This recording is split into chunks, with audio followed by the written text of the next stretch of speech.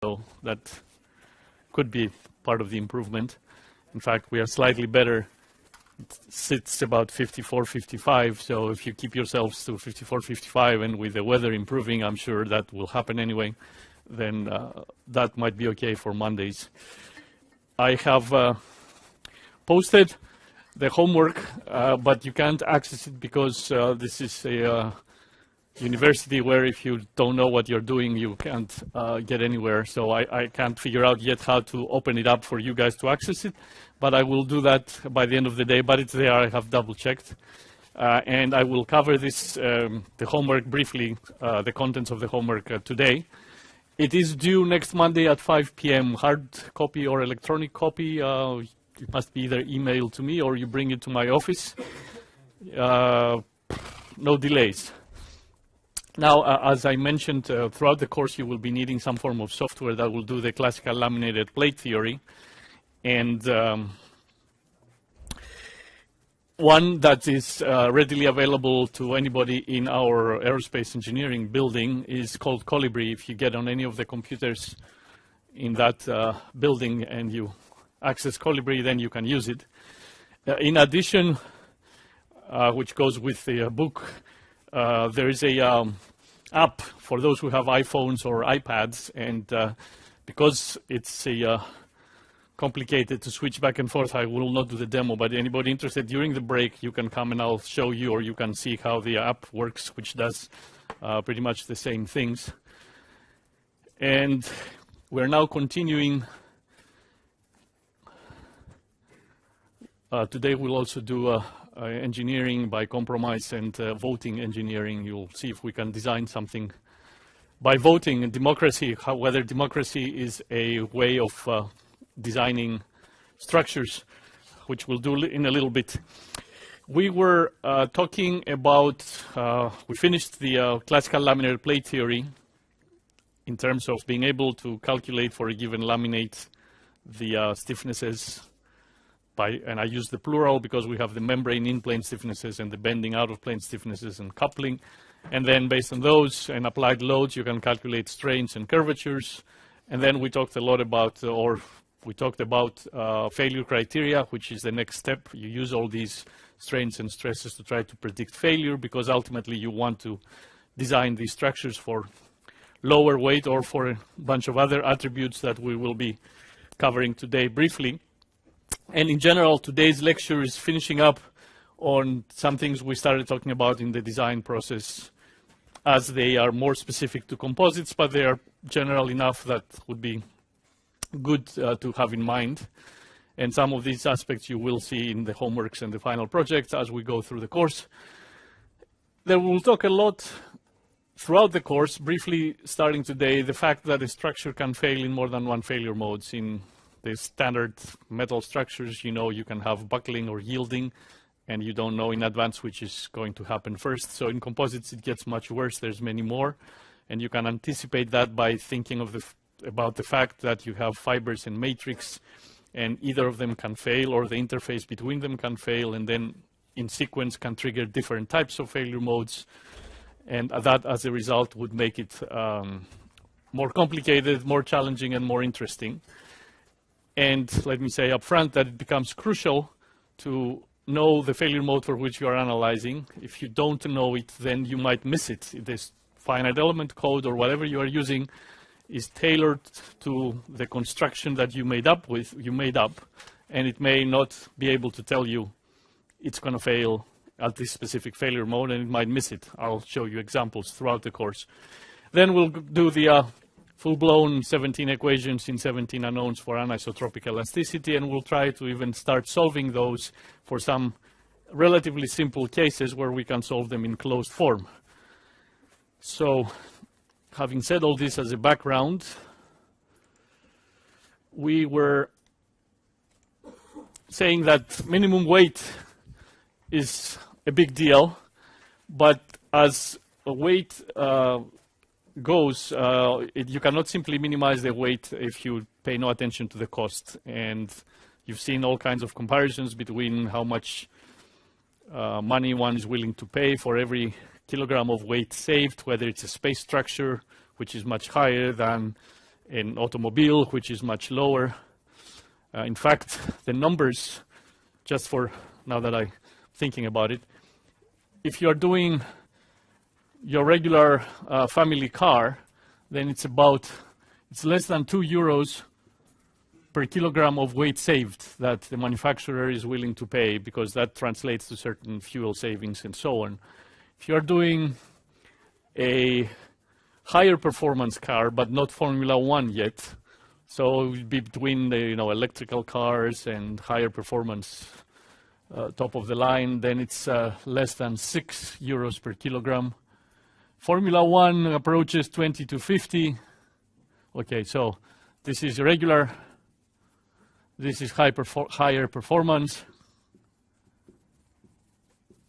This is Formula One.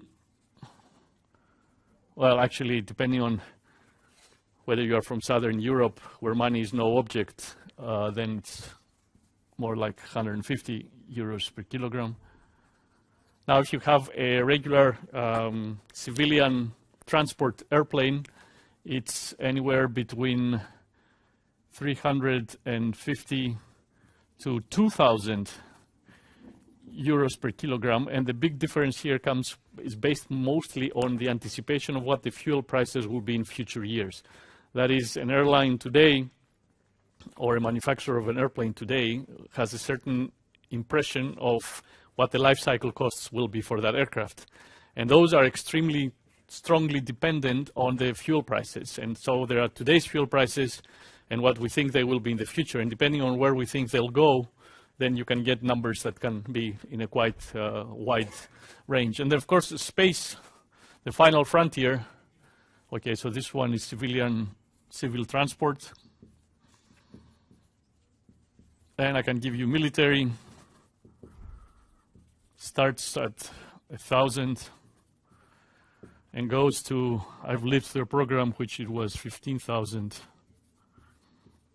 This actually is an interesting story related to this. And then space is from 10,000 to 50,000 maybe, depending on, again, the specific application.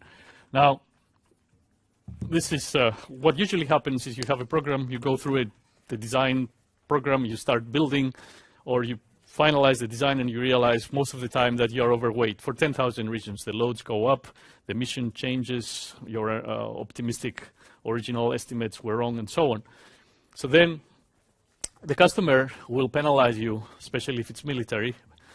Every kilogram you're overweight, the original weight, whether it's gross weight or weight empty. Then you have these huge efforts throughout the company designing, throughout the factory, to come up with lower weights. So, and they give incentives to the engineers, and they say for every, basically we pay you the amount that the customer is willing to pay. So I was in a program which was at 15,000 euros per kilogram of weight saved. So some of the stress engineers had been smart enough to have a little bit of a safety, extra safety factors in their designs, a slightly higher thickness, because the loads go up, because of whatever, anticipating and not wanting to have to the last minute to go and change everything. So it wasn't highly optimized, but it was optimized. So when they said, I'm giving you 15,000 euros per kilogram, these guys, showed up, and they were saving kilograms left and right, and they were making lots of money, because this was real money paid to their pockets. So on the one hand, if you are inefficient in your design, then people will tell you, you are not good enough, we don't want these kind of people because we're trying to save weight. On the other, if you are smartly inefficient in your design, you can make a lot of money. So cost is a big deal, therefore, and it can range, again, as I was saying last time, from the recurring, which is every time you make it, how much it costs you, labor hours, wear and tear of equipment. Non-recurring, which is the equipment, tooling, molds, and so on. Assembly cost, it's a very big deal, about 30% in a composite structure, about 30 to 45% of the recurring cost is assembly. So if you can minimize assembly, and by assembly we mean putting parts together, and that means minimizing the number of rivets, minimizing the number of parts, or maximizing their size, so procuring a lot of parts, that can really make a big difference. Low maintenance, the airlines are extremely interested in that, especially if you have composite airplanes where you have to retrain all your personnel to know how to do repairs, how to do inspection, and how to evaluate what they are doing. They have been working with metals for decades, and now it's composites.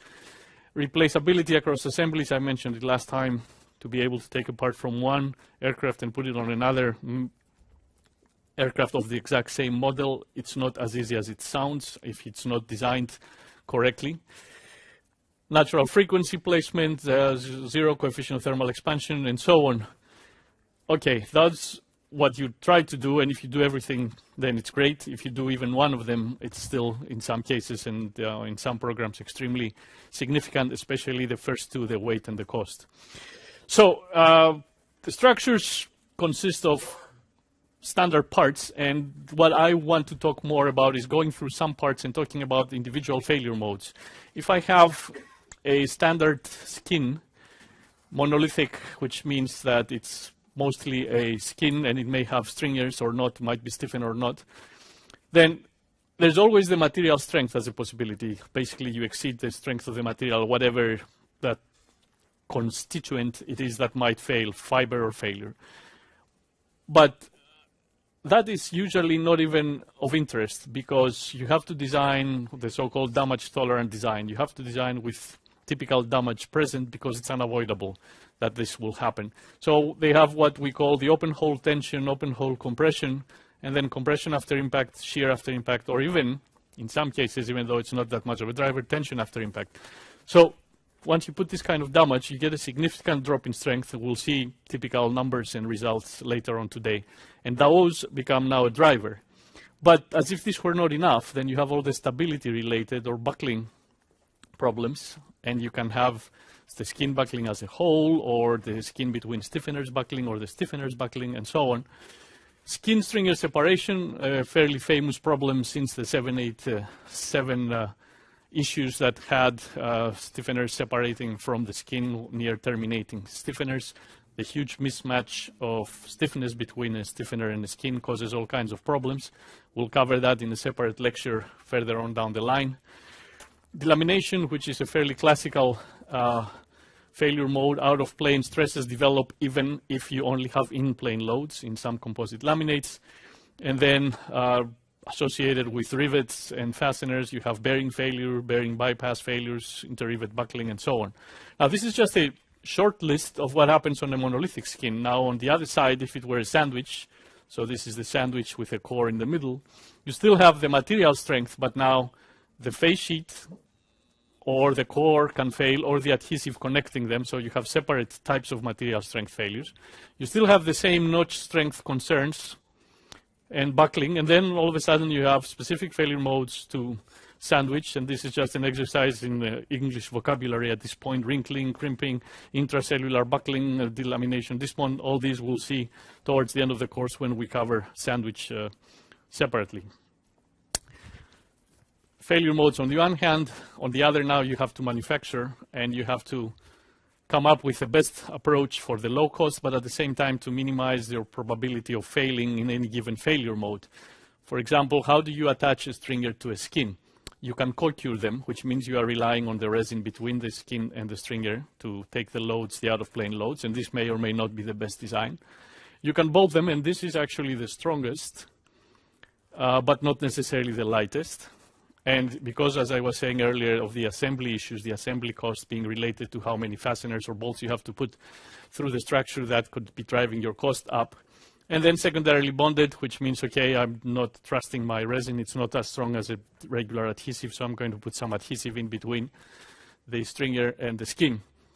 The frames attaching to skins and stringers, the same kind of story.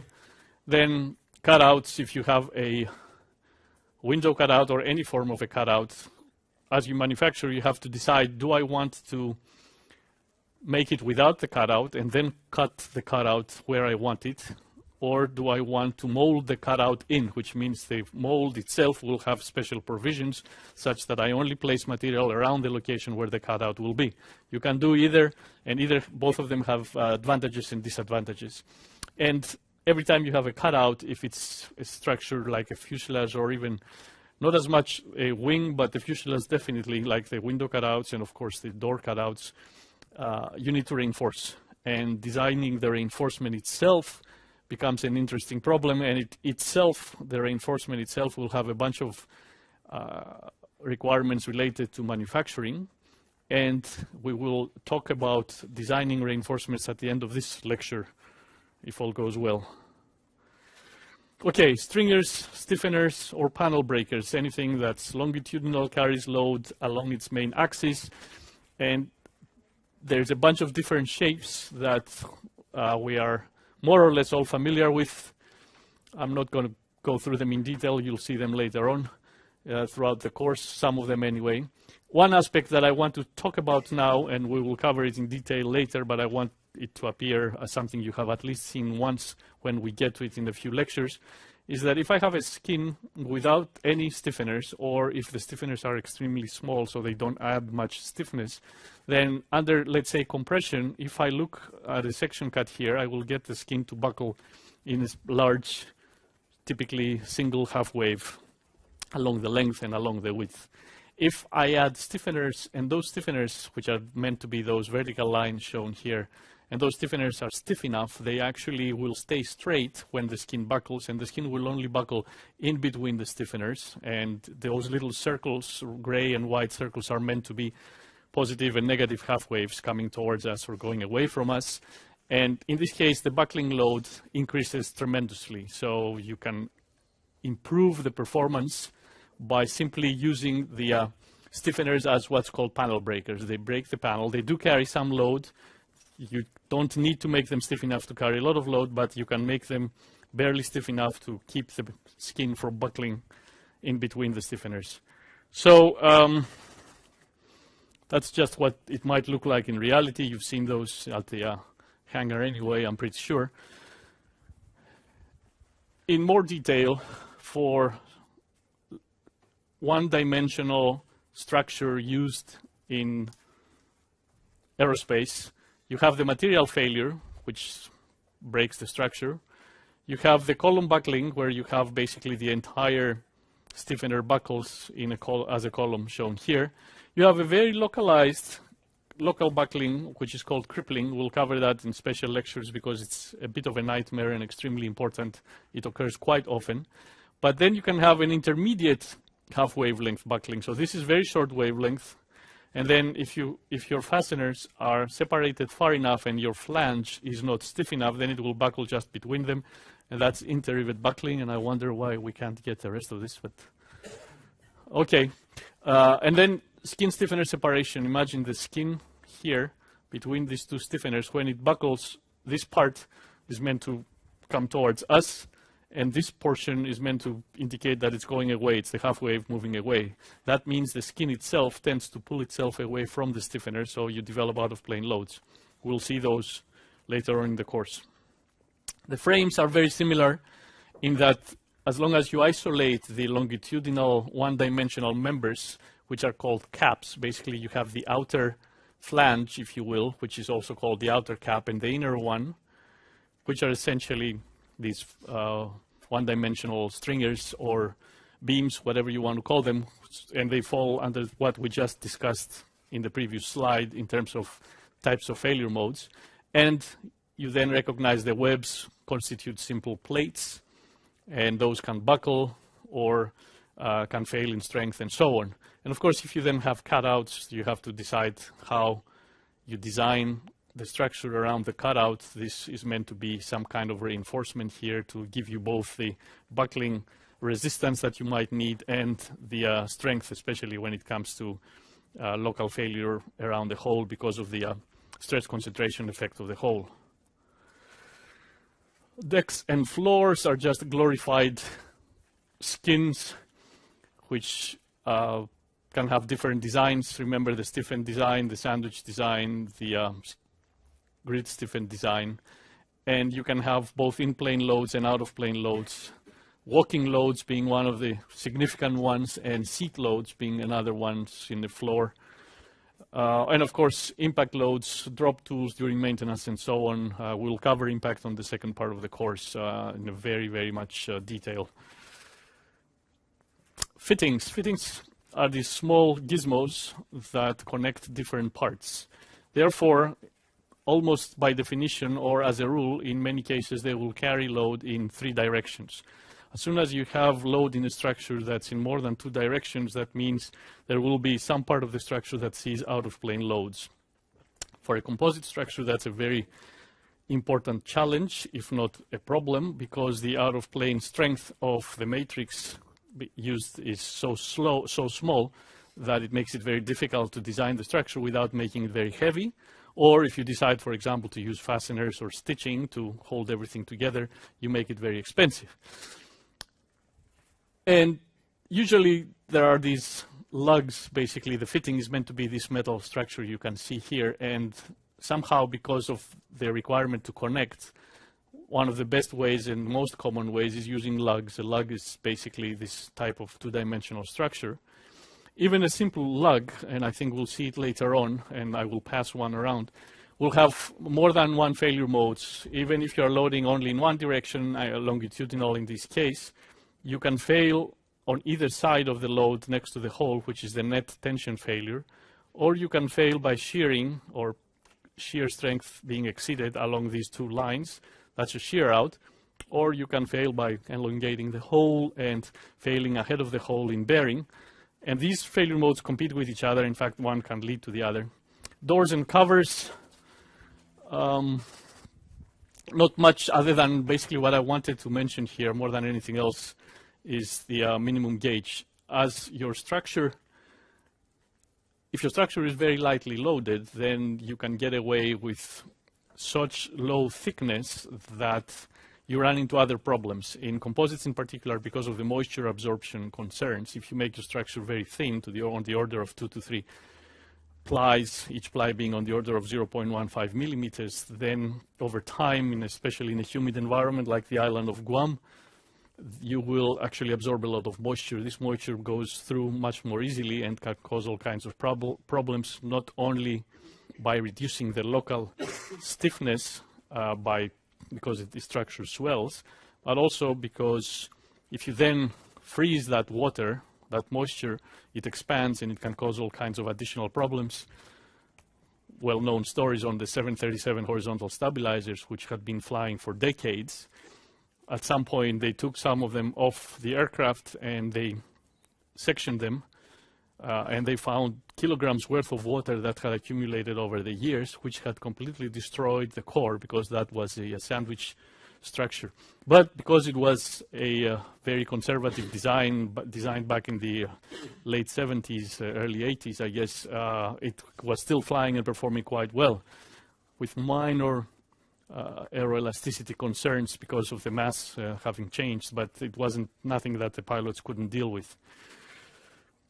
So the course is about taking the loads from somewhere, and for homework I will be giving you the loads most of the time, and the material properties, and then coming up with a structural configuration, which at the beginning can be anything based on previous experience, luck, your own intuition, or some intelligent way that you may have to come up with an initial configuration, such as the stacking sequence of a laminate, for example. Then you analyze this and you need to make sure that it meets loads without failure, static and fatigue, and we won't be talking about fatigue, which is another very complex, interesting, and challenging problem in composites. And you try to minimize weight. Hopefully you are also cost conscientious, if not explicitly trying to minimize cost also. And depending on the application, you may want to have additional attributes such as frequency placement, especially for helicopters, radar signature if it's on the military side. But very rarely your first configuration is your final one, and you need to iterate as you go through the analysis and finding either the structure is failing or it's not performing as you have wanted, and so on. And it's these iterations and automating or speeding up these iterations that's the biggest, most interesting aspect in all this. This one is just the same thing in block diagram form, so I'm not going to talk too much about it. There's a preliminary design, which can be a guess or a previous experience. Then you come up with a configuration, and around this configuration, doing some analysis, you will actually be iterating until you meet the loads and whatever other design requirements. And if you don't meet the desirable attributes, you have to iterate or you run out of time. So what does this mean, especially on the structure structural material and loads side.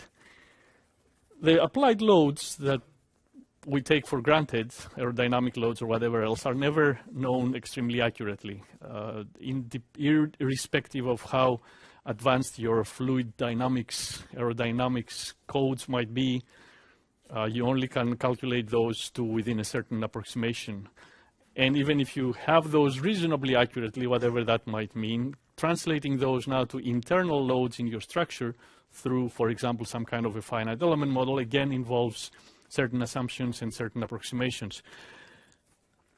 As if this were not enough, a specific maneuver, which basically has an entry point and an exit point. You go into a turn, and then you come out of the turn back to level flight, let's say, will be flown by different pilots, or even if the weather conditions are slightly different, such that you will end up with different loads exerted on the structure.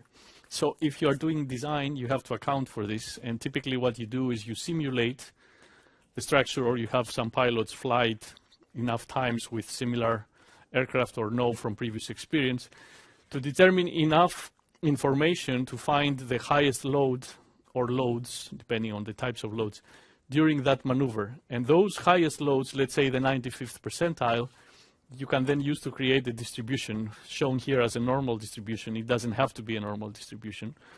But you take this distribution of the, I'm sorry, these are the highest loads. You take this distribution of the highest loads, and the 95th percentile, or something along those lines, could be 90th, could be 99th, depending on the application, becomes your applied load, accounting for variability in how that maneuver, a 3G turn, might be flown, for example.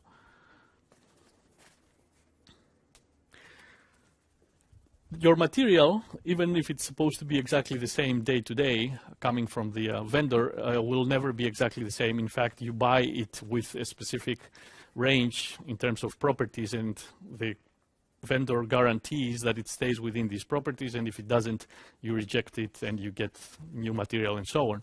So the raw material in and of itself has some variability because the microstructure is not consistent enough to give you the exact same stiffness, let's say, and the exact same strength. Manufacturing, especially if it's based on humans manufacturing, it involves all kinds of human error in terms of the sizes of the parts and how they are located, the orientation of the fibers. So that introduces error, and there are all kinds of other factors. Even if you were doing it with robots, you still have some variability. So that means you have a scatter in your specific properties, which will include this raw material variability, but it's also sensitive to, there's also one over there if you want. It's also sensitive to environmental effects, especially composites are much more sensitive to higher or lower temperatures than room temperature and the amount of humidity it's been absorbed. And of course, what kills everything, or what makes composites not the winner in every case, is the effect of damage. Any kind of damage that in a metal at most would be a little dent with localized yielded structure, in a composite could reduce the strength by as much as 50%. So if you take all these, if you take material scatter, alone first, then, for example, this is typical tension strength data, and this is the strength in megapascal shown on the x-axis. Then the distribution of the tension strength is here. And for the exact same material, the distribution of the compression strength is here. Typically, compression is slightly less or significantly less than the tension. Obviously, you cannot take the average value, because if you take the average value, then there's a whole bunch of material that would be coming in with strength lower than the average that you could be using, and you had assumed the average value, and obviously you are being unconservative. So there are two values that are statistically defined, the so-called B basis and A basis, and those are the values we use for design, and they are in fact dictated in the design process by both the certifying agencies but also the manufacturers of the design. The B basis is the 10th percentile. Basically 90% of the tests you would ever do on that material would be higher than that value. And the A basis is the 1 percentile, so 99% of the tests you would ever do would have higher strength. Typically, the A basis is used for single load path primary structure. So if it's a blade and you lose the blade, you lose the aircraft, then that's an A basis design. If it's a skin stiffened structure and it's just a local failure, you can definitely redistribute the load, so it's like a multiple load path or slightly redundant structure. In those cases, you would use the B basis. And you will be seeing those in your homework. Environment, temperature. Increasing the temperature reduces the properties. So this is the temperature here, this is the cold temperature region, and this is the elevated temperature region. And this typically is the range that you would have to use to design in any flying contraption inside the Earth's atmosphere. If it's in space, then obviously the negative side on temperature is reduced by a lot. I have the tension as a function of temperature, and it's the continuous line, which you will see that around room temperature, then it starts dropping again. And the dashed line with the same color is meant to be the fully saturated by moisture set of properties. So if you actually leave the structure long enough in a very moist environment, you will run into all kinds of trouble because you have an additional knockdown because of the presence of moisture. Similarly, the two sets of curves here are for the compression side.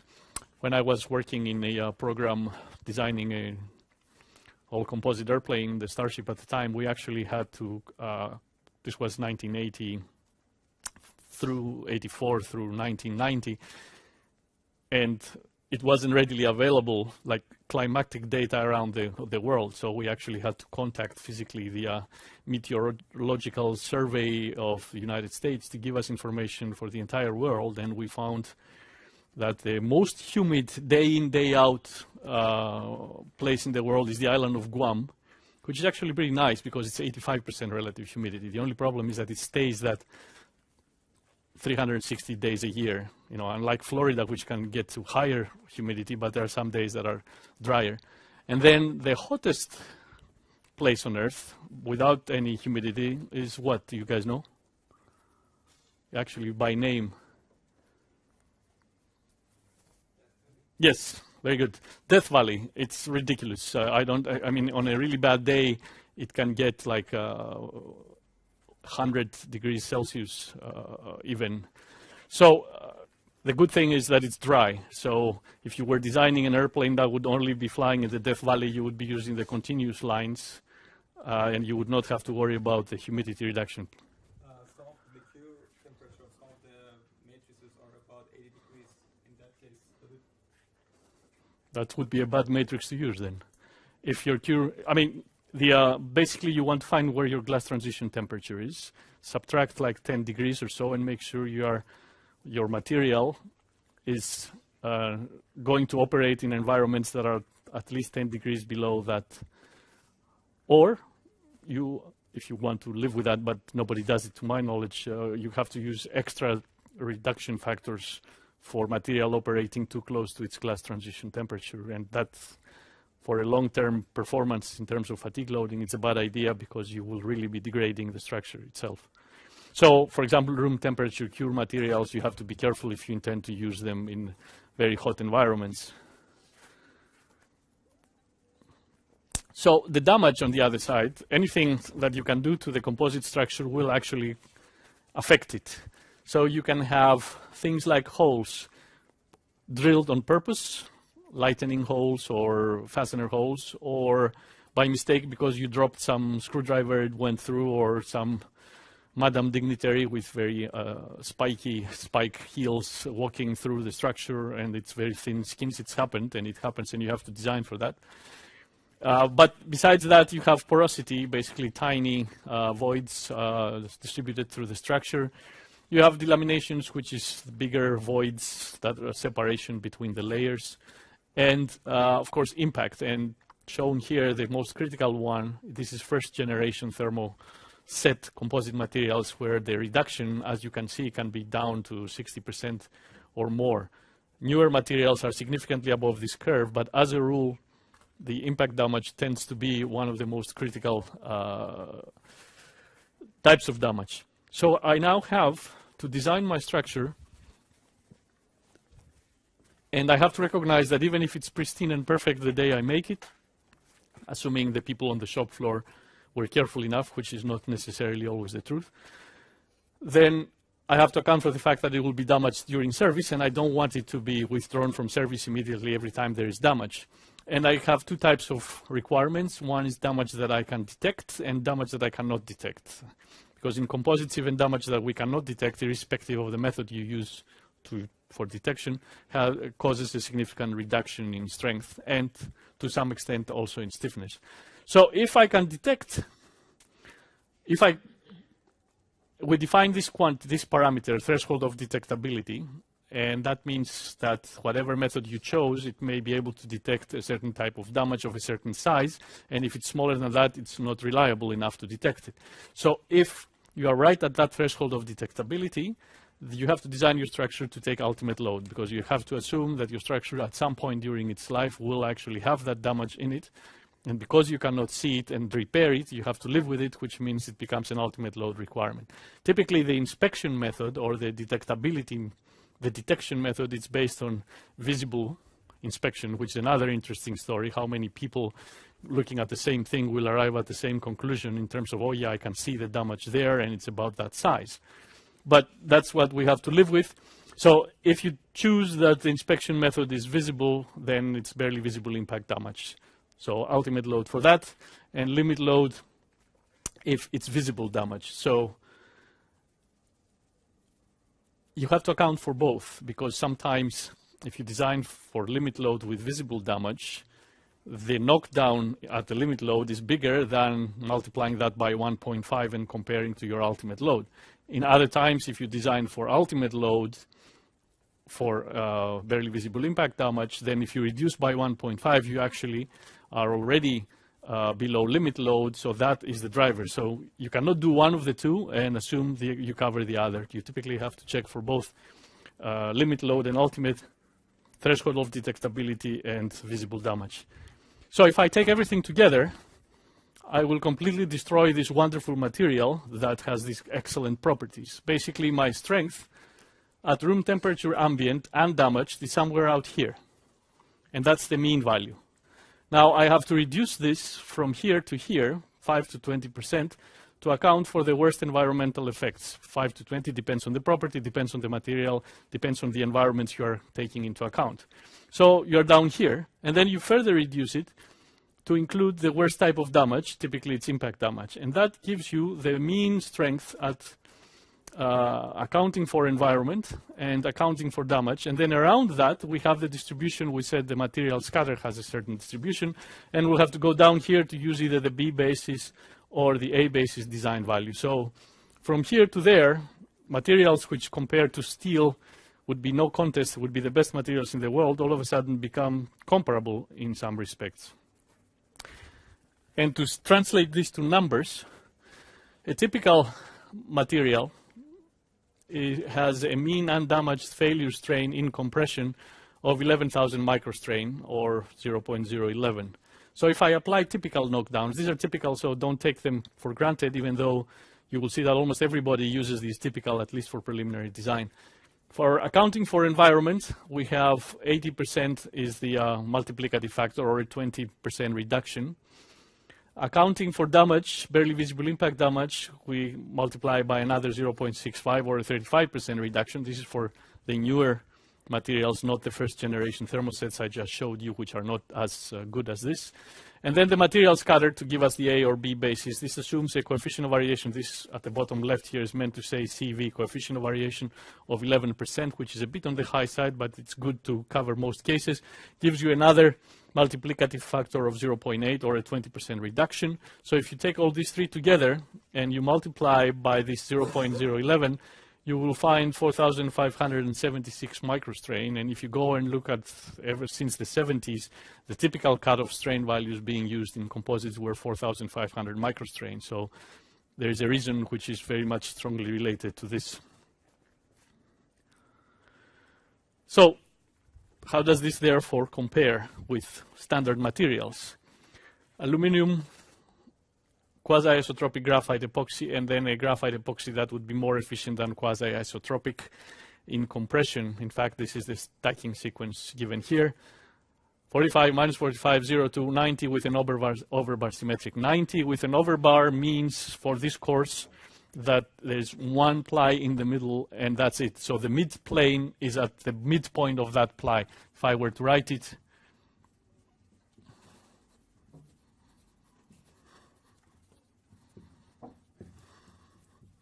this is the full stacking sequence. So the mid plane is here, and that's what the overbar means. The overbar means I only have 190, because if I didn't have the overbar, it would mean that I have two 90s next to each other and the mid plane is in between the two of them. That's just for reference as far as this course is concerned. So stiffness, yield, compression, strain, and compression failure stress, and the corresponding values for the quasi-isotropic and for the graphite epoxy. And obviously, for the graphite epoxy, improved stacking sequence shown here at the bottom. Obviously, composites on a complete comparison in terms of actual absolute values are not as good. The saving grace is that they have significantly lower density. So if we do an example, and suppose I have some kind of a planar application, the weight, or the mass, I guess, I usually call it weight, officially it's the mass, is density times the thickness times the area, the planar area of that structure.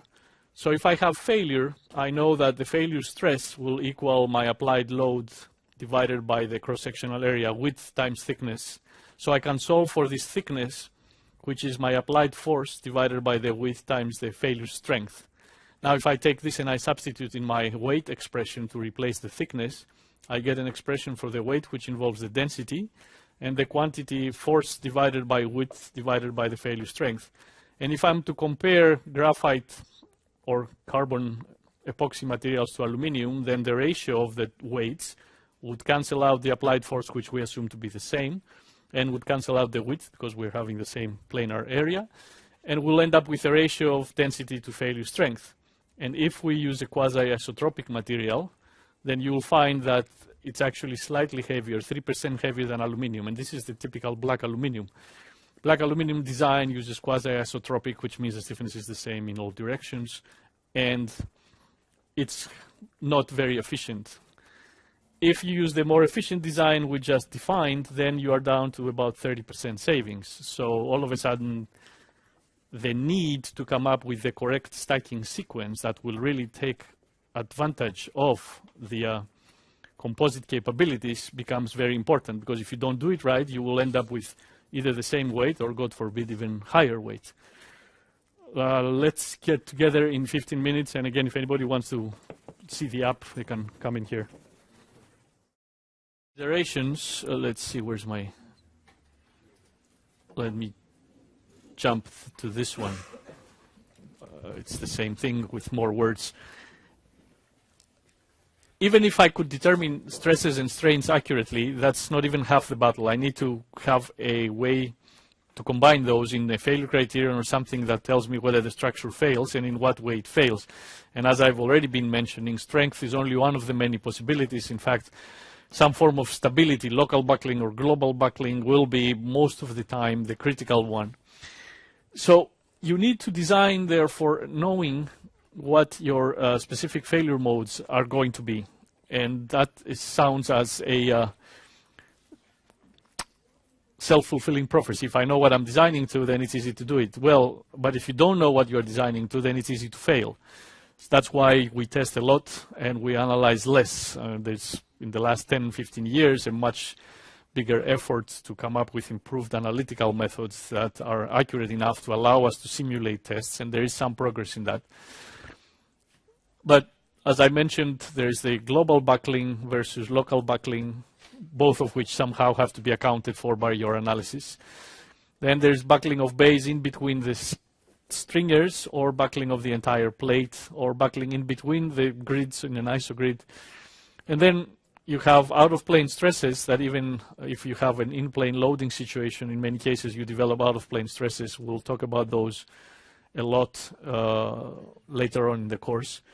And there, your finite element cannot really help you unless you have a fine enough mesh. But to know where to put a fine enough mesh means that you know in advance that the potential of a failure due to interlaminar stresses between the plies, that is in the out-of-plane direction, is high enough so that it justifies putting in a higher density.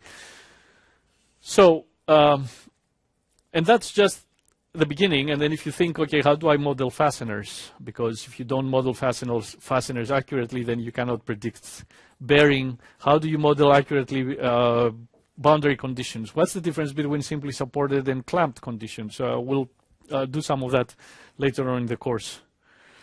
So here I have, again, a small case of a simple lug, which is loaded. In this case, it's loaded in tension. And I mentioned the failure modes earlier, so I repeat them now. You can fail by breaking on either side of the hole, and that's the net section failure. It's a tension failure. You can fail by bearing, which means that this hole in the center will elongate, and eventually, you see how much it has elongated here, and eventually you will fail now in tension in that case. Or you have a combined net tension and shear out. You can see the failure here, where the shear stresses locally are too high and exceed the shear strength. And as if all this again were not enough, and it's hard to see here, there's a big delamination, and you will see a similar case on the part that I'm going to pass around. This one was not loaded in the longitudinal direction, it was loaded in the transverse direction. But if you look at it closely, you'll see most of the failure modes. You will see that the hole has elongated in one of the two directions, which means there's a bearing failure in that direction. You'll see that the material has moved out of the way, you have local compression failure. And you will see, if you look at it on the edge, basically a huge delamination where the layers have separated. And by the time it goes all the way around, we will have a vote on what is the load to failure this. And the units we will use will be fully grown female elephants. The reason we're using this and not cars is because previous years I was using cars, so some people are catching up with the correct answer. So now, as this goes around and you see the failure, try to think how many elephants, female, because they are significantly lighter than male, it would take. So we are trying to define the parameters of the problem correctly.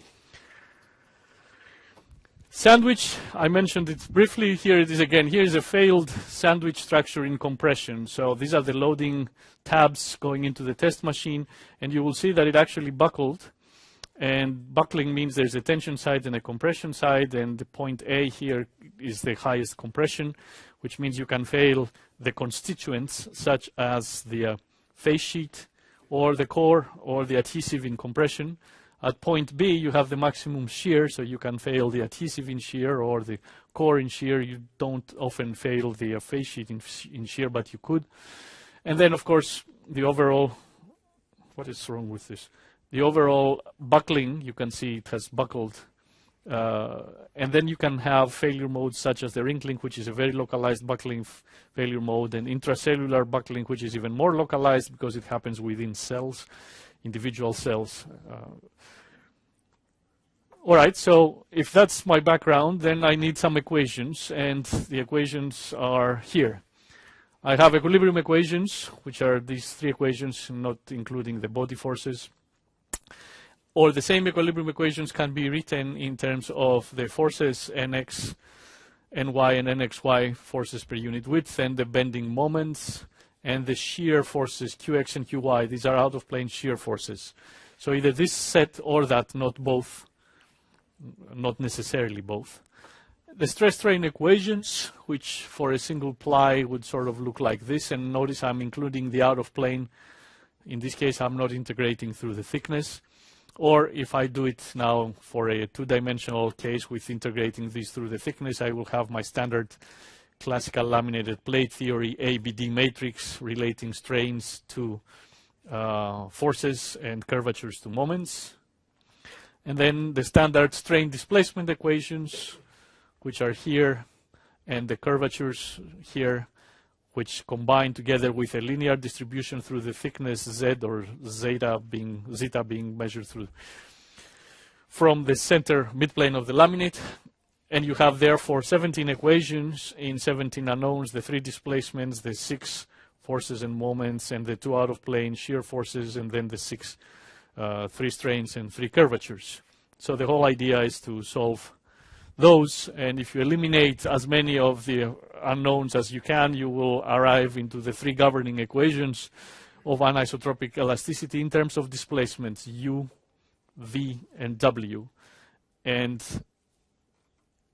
these are coupled because of the B matrix. You see that the B matrix here is always multiplied in this equation by W. So what would otherwise would have been an equation involving only U and V picks up W here. The same for the second equation, which would only involve U and V again, but because of the B matrix, you have this. Finally, the third one, which would have been only a D matrix times W terms. Because of the B, again, it brings in the U and V's. So for one thing, if we're trying to make our life easier, we should use symmetric laminates because the B matrix is 0, and that would make this to have no U and V dependence, and these two to have no W dependence. But good luck solving them anyway. It is extremely difficult, obviously. And there's a variation of those equations if you include, basically, if you're trying to do a buckling analysis, you have to include some kind of first order effects. And briefly mentioned here is how you would do the force equilibrium in the Z direction. And the book has complete derivation, or in much more detail.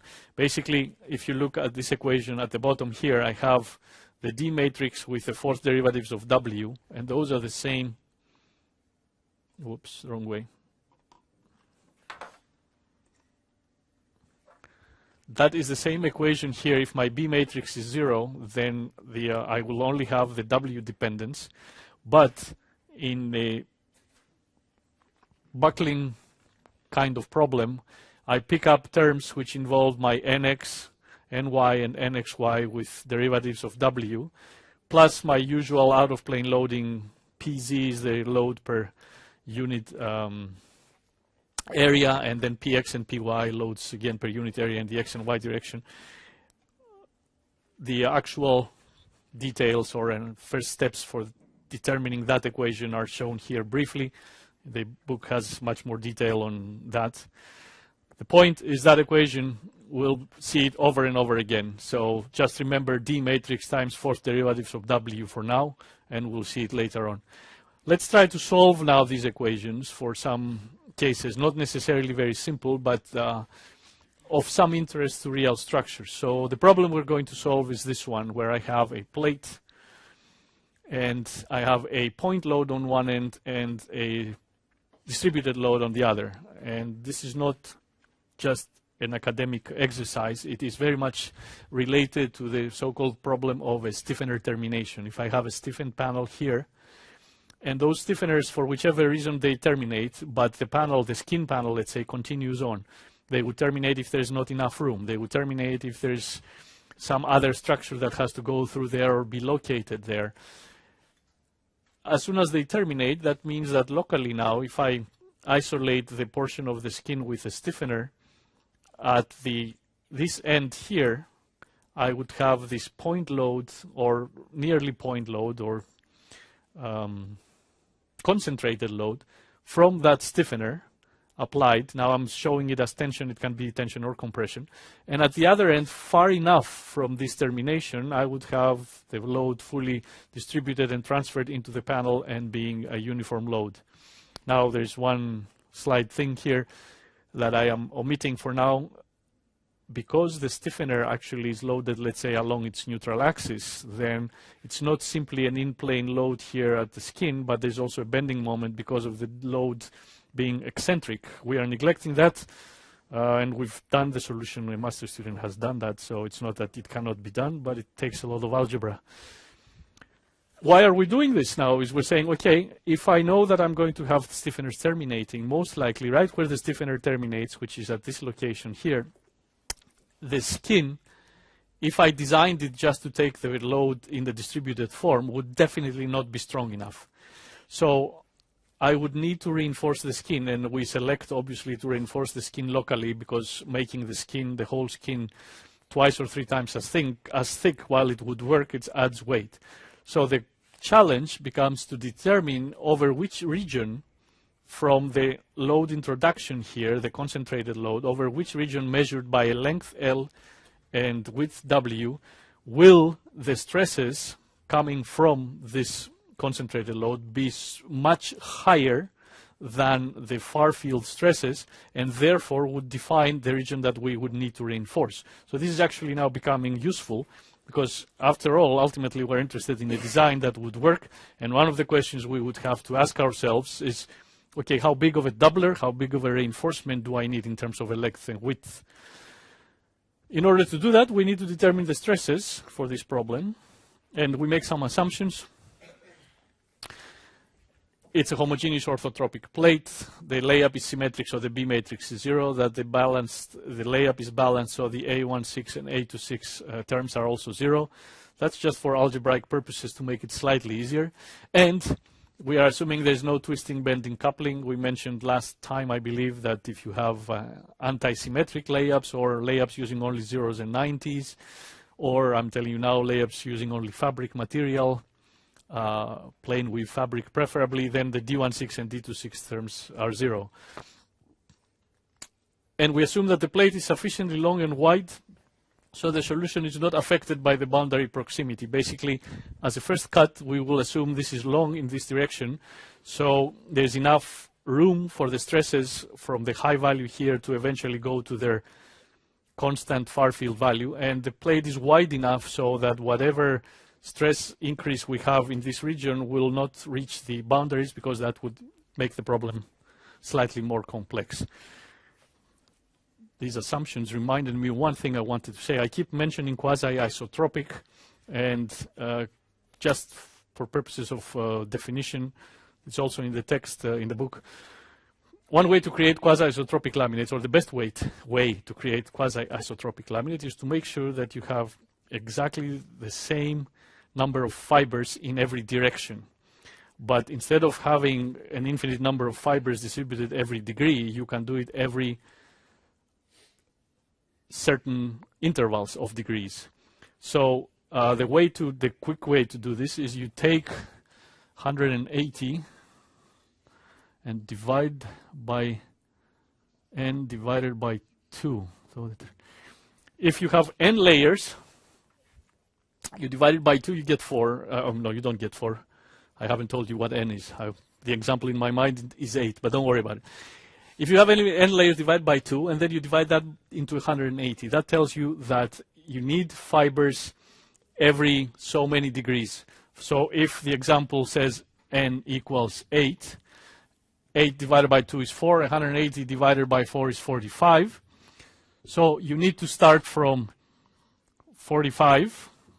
Then the next one would be 0, the next one is minus 45, and the next one is 90. Basically, those are the only angles that appear in multiples of 45 that would satisfy this. So a symmetric laminate that uses these in any combination or any order would be quasi-isotropic. So 45 minus 45, 0, 90, symmetric, is quasi-isotropic, but so is any permutation of these angles, 45, 0, minus 45, 90, and so on. If instead of n being 8, I had n equals 6, 6 divided by 2 is 3, 180 divided by 3 is 60. So any combination of 60 minus 60, 0 in a symmetric laminate configuration would give me a quasi-isotropic laminate. And you can change n to anything you want. It's just that after a while you will be getting fractional angles and so on. And if you're trying to think where I got this, 2 times 180 is 360. So I'm taking the full circle of going around, and I'm making sure that I divide it in equal intervals, and I have fibers in those equal intervals, which is the same. That's why where this comes from. So that was just a parenthesis, because I keep mentioning quasi-isotropic, and I meant to say that's one way of creating quasi-isotropic laminates. Stress-strain equations.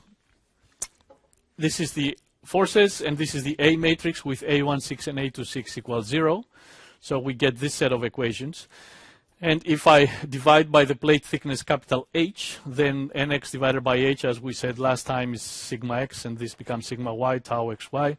And then all these just get divided by h. We assume that there is no dependence on the z-coordinate out of plane. Basically, it's a plane stress kind of problem, so all the derivatives with respect to z are 0. So my equilibrium equations, which had, the first one had d tau xz dz here, is not there. D tau yz dz here is not there. And the full third equation, as shown back here, where are my equilibrium equations? Here. So in these equilibrium equations, the last terms of the first two equations and the entire third one, which involves the out-of-plane stresses, disappeared. So that's what simplified things over there.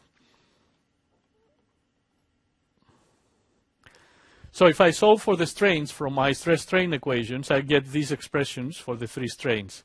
Now, my strain displacement equations, this moves up, yes.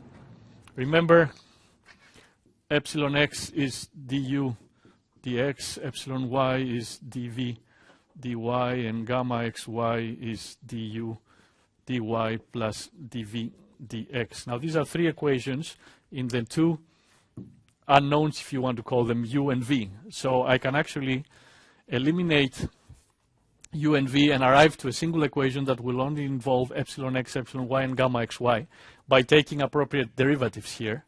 And you can show that, or you can find it in the book, or you can take my word for it. This is the answer. When I eliminate from these three equations u and v, I arrive at the classical compatibility equation that only involves the strains. But I know the strains calculated here, so I can substitute into this equation for those strains to get this, which now involves the stresses.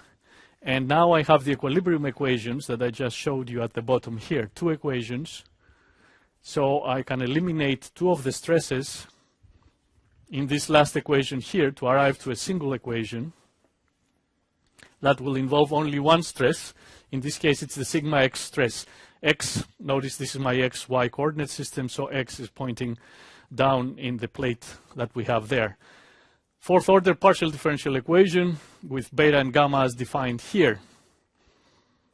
And this is one of the cases where you can solve it exactly using infinite series. The boundary conditions for the problem tell us that at this top surface here, x equals 0, my sigma x stress is 0 everywhere except for the middle point location where it will actually equal my applied force divided by the local cross-sectional area, h the thickness of the plate, and little h the width of the region, let's say of the flange of the stiffener, or the width over which this load is applied. Then at the other end, I have sigma x at x equals a, which is a constant value. And then sigma y at the two vertical edges is 0, and tau xy everywhere on all the edges is 0. So I have to solve for this, and I think, yeah, let's do some of the solution, but we will stop and then we'll do the homework. Where's the little gizmo, the lug? But it took 15 minutes to do like 30. Okay, you guys had better have good answer though, because it took so much time. All right, yeah, we still have time, but keep on moving it. I assume that the solution will be some function of x times cosine n pi y over b for reasons that will become obvious in just a little bit. If I use this and I substitute in my governing equation shown here at the bottom, then the y dependence disappears because I have even derivatives of y, so the cosines reappear, and I'm left with a single equation on x, an ordinary differential equation, fourth order on x, which from standard differential equation theory, it's in terms of exponentials with the exponents. 4 exponents, plus or minus here and plus or minus there, means that I have 4 different exponents. Now, in general, there's nothing that keeps the beta squared from being smaller than 4 gamma. So this quantity under the square root, or this quantity under the square root, could be negative. So the solution could be complex. There's nothing that keeps complex conjugates from appearing, and that means you get decaying exponentials and increasing exponentials as part of the solution. If I just take this now blindly and I combine with my expression here and recognize that this n, which appears there, it can be anything, any integer, then it becomes an infinite series. So I will have this form to represent this, plus a constant, because this constant k0 also satisfies my equation if the stress was k0, and because these are all derivatives, obviously the constant will disappear. Why do I add the constant? Because what I'm using here is what's called a Fourier cosine series, and I know from the theory of the Fourier cosine series that I need a constant to recover the average value of the stress I'm trying to approximate. Anybody that's still with me may have noticed that I said there are 4 phi values here, and I've only used 2 of them. That's because I'm making an assumption, hopefully it's on the next page. Yeah, I'm making an assumption that the plate is long enough, and therefore, if it's too long, these positive values of phi with positive real parts would actually explode, and therefore are not part of the solution. There are no infinite stresses. And I'm using only the ones, therefore, that have negative real parts, which would be 2 of them in general. If my plate is short, what do I mean by short? If the distance between this edge and that edge, or the length A, is very short, then those exponentials with the positive real parts don't have enough time to become infinite, and therefore I would need to include them. And in fact, you can play a game and keep changing the value of A and solving using all 4 exponentials, and all of a sudden you will find that after a while only 2 of them are what you need if it's A is too large, and you will need all 4 of them if A is too small. So for now, let's say it's long enough, and that means I will only use the 2 phi values, and I'm adding the constant K0 again from the theory of the Fourier series, because I need it for reasons that will become obvious in a second. Having determined sigma x, I can then use my equilibrium equations to determine sigma y and tau xy, which this is just straight differentiations and integrations from this expression here. Notice that when I do that and I check for my boundary conditions, if y, let's look at sigma y here, if y equals 0, then I get 1 minus 1 is 0. Sigma y is 0 at y equals 0 on this edge, which it is. And if y equals b, then cosine 2n pi is again 1. 1 minus 1 is 0 again, so it's 0 at the other edge. This is the reason why these appear as even. N it becomes 2n, so that both on this edge and on that edge I can satisfy the boundary conditions for sigma y. Similarly, if you take the tau xy expression and you check its values at the 4 edges, you will find that it's 0, so it satisfies the boundary conditions. And what I still haven't satisfied are the boundary conditions on sigma x. Basically, I haven't clearly imposed the condition that at this edge sigma x is 0 and all of a sudden jumps, and then it's 0 again. To do this, it's just a direct Fourier series determining the nth or the nth term of a Fourier series. Basically, K0 is by definition of Fourier series the average of the function sigma x at any x location. And that average is just the force divided by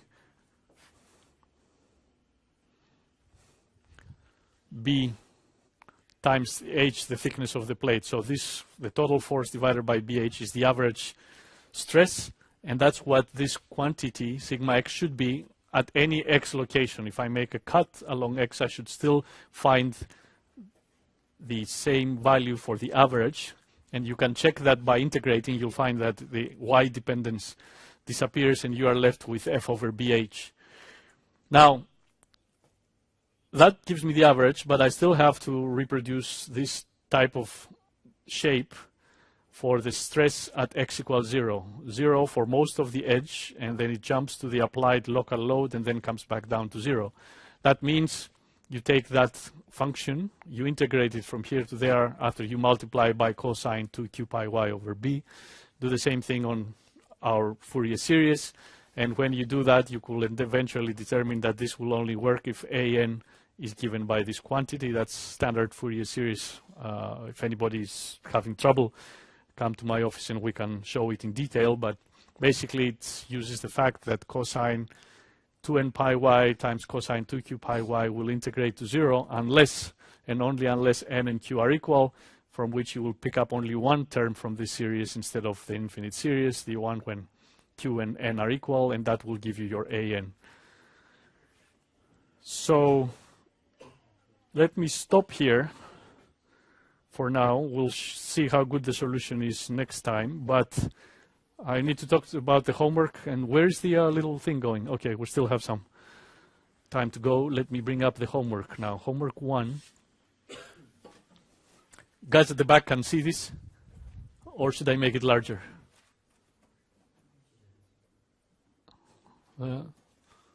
Okay, so, okay, I'll make it larger. It wasn't as enthusiastic of it's okay that you guys said so.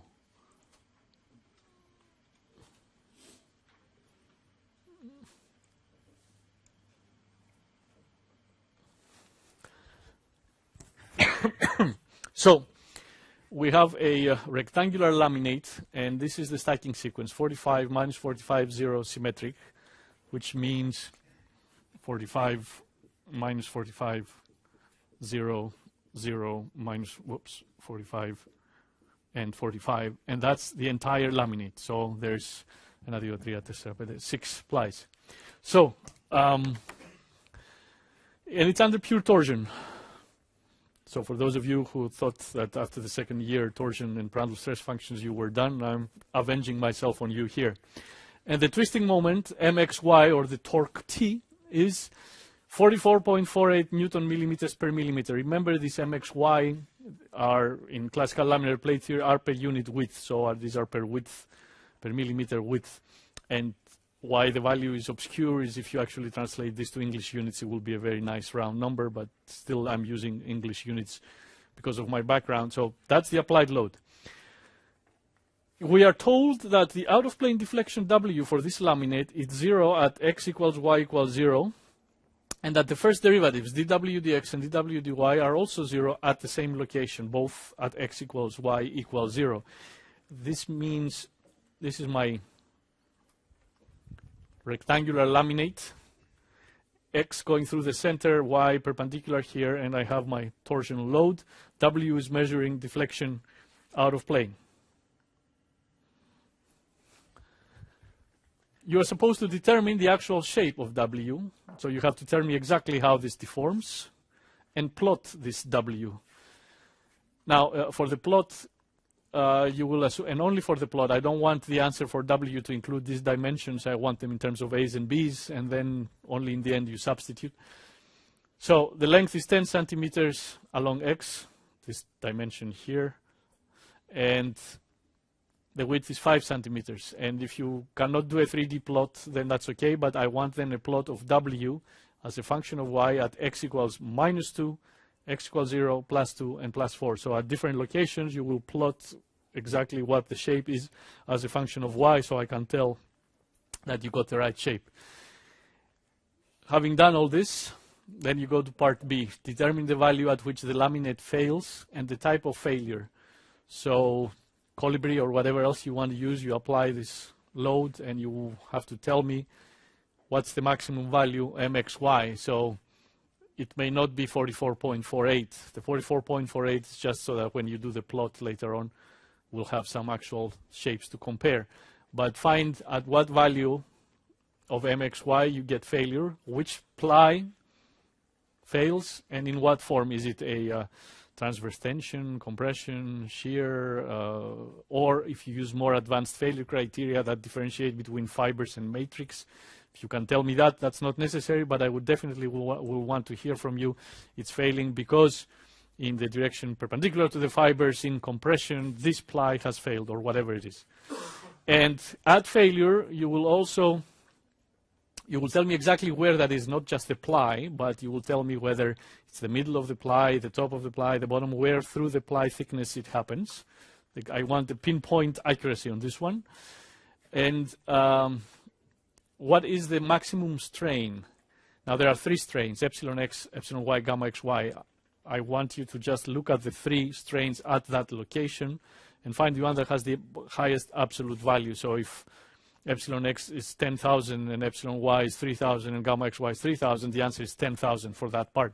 Just tell me of those, which one is the largest. Why am I doing that? Because I think when you look at it, you will observe one of them is much larger than the others, and by forcing you to observe it, then maybe you will remember that in problems of this kind, typically one of the strains, the one that you are going to report to me, is much higher than the others.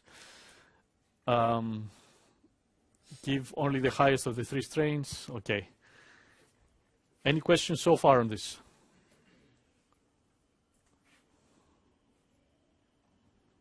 I give you material properties. X is parallel to the fibers for the material we are talking about. Y perpendicular. This is Poisson's ratio, shear modulus, thickness of the ply, and then tension compression parallel to the fibers, tension compression perpendicular to the fibers, and shear. Now that's classical laminar plate theory, basically, and first ply failure, and a little bit of math to give me the shape of W. Now there's one more problem, where we say, okay, we actually tested this laminate now, but we did not test it at room temperature. We tested it at the elevated temperature wet conditions. And we found that it failed at half the load that you predicted in part 1, because part 1, for one thing, includes only room temperature values, doesn't account for the fact that it's conditioned with moisture, fully saturated with moisture. So if there were no damage in the specimen, but someone told us this is an A basis specimen, so it's at the low end of the material strength, 1 percentile of the population, then you are supposed to somehow tell me what is two things: the coefficient of variation. Coefficient of variation is standard deviation divided by the mean. And two, the B basis of the critical strength property, whatever is the failure mode that we said on the previous problem. If it's transverse tension, let's say I want you to calculate the coefficient of variation and the B basis for transverse tension at room temperature ambient. Now, any material we've shown in the course, and you will need some of it, is fair game, because there's moisture issues and you need to estimate or decide how much of a strength reduction moisture causes alone, let's say. So you can use any of the charts that have been in the course, not any charts from elsewhere. I'm sure you can find elsewhere other things, but I want you to stick to what we have presented in the course.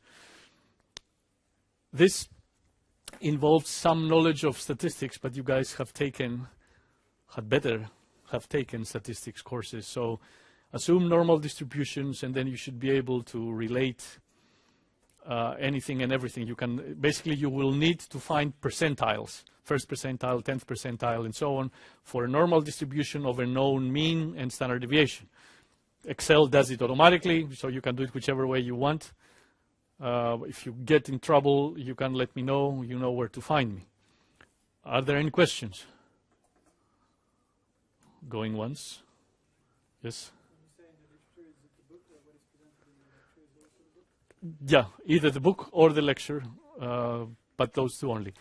I will make sure, but by tonight, that the homework problem is actually accessible, because I have posted it, but I don't know how to open it up for access to you guys. Yes? The drawing looks like the center of the coordinate system is in the center of the plate. Yes. Does that mean that they're the displacement in the slope of the drawing? Indeed. Well, think about it. If you had a piece that you were twisting, smack in the middle, if you're twisting, it would be 0. Of course, for our problem, it will be interesting. That's why I want you guys to plot it and see what you guys observe. But I'm not asking you what would you guys observe. We'll see if anybody observes anything, then I will give bonus points. Okay, any other questions related to the homework problem? It's due next Monday. Now,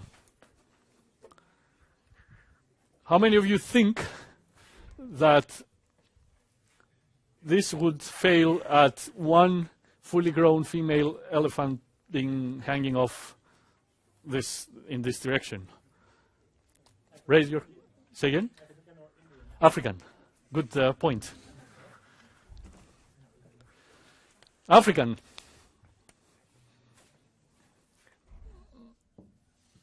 African female elephants. Anybody thinks it's going to be less than or equal to 1? I'm not sure if that's good or bad. We'll see. Anybody thinks it's between 1 and 3? Okay, now I have to count, obviously. 1 and 3, 3,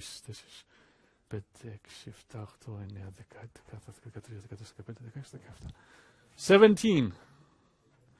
Between 3 and 5. Wow. No double votes, right? You voted before. No, you did. $30.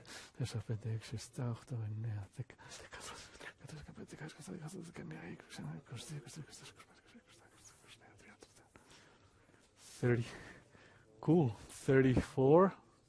Anybody thinks it's more than 5? Brave guys. 6. Okay, the answer is here. So majority actually wins. I think designing structures by majority works. And that's a message to take home. Of course, if you want to see how to estimate or calculate this, there's a whole chapter in the book, chapter 9 or something, but that covers entirely lugs and failures in different directions and how you come up with stacking sequences and everything. But I'm encouraged. Not every year do the majority actually wins it, designs it correctly. So this is very good. In fact, the exact answer is a little less than 4 female, or so it would be 3 plus 1 on a diet would be the elephants. Okay, I will see you on Friday.